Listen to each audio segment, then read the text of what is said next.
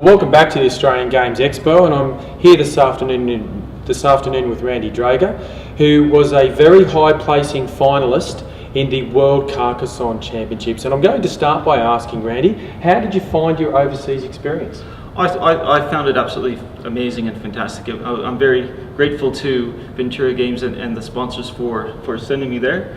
It was great to represent Australia. The championship there, it was held in a medieval castle in a town called Herne, so about half an hour or so from Essen. The competition was fantastic. There was 20 some countries represented, and the level of play and specifically the sportsmanship was absolutely fantastic.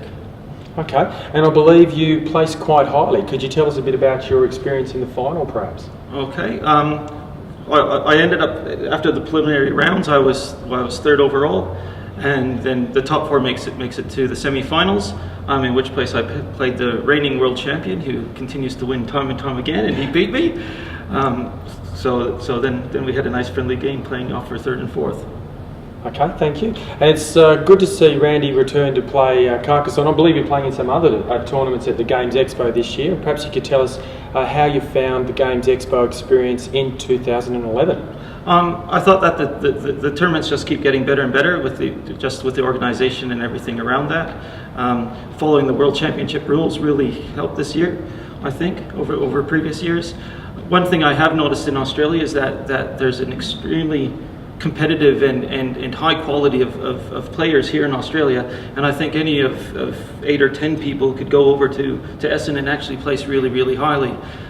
Some of the other countries, the competitions, they might only have 10 or 12 participants, but here in Australia we have over 30, and as I said, near a dozen of those are really top quality players, so it's really hard and really good here. Okay, and the other tournaments that you've been participating in this year, what would they include? The only other one I did this year was Stone Age, which is currently on, so we don't know how that's going yet, but the tournaments are a lot of fun. And they just add to the whole experience at the age. Okay, and a couple of last questions. If there was one thing that you could do as a tournament organiser for next year that would make it better for players, what would you do? Oh, that came out of left field there, Steve. Just have to think about that for a second. I think that the only thing that's hurting the Stone Age participation this year is obviously the holiday, so I'd get the government to change the public holiday so that we can have it on a long weekend again. Okay, very good. And a last easier question for you is, what would be your message for prospective players in tournaments for 2012? I would say just give it a go. You've got nothing to lose. A lot of people haven't played in tournaments before, and I think that's one of their biggest downfalls, is that they come into a tournament setting and they don't really know what to expect. So I think it's great to just come into the tournament and set yourself a realistic goal. Just do the best that you can do. You'll have a lot of fun, and you're almost guaranteed to even do better the following year once you have some tournament experience. So it's really friendly.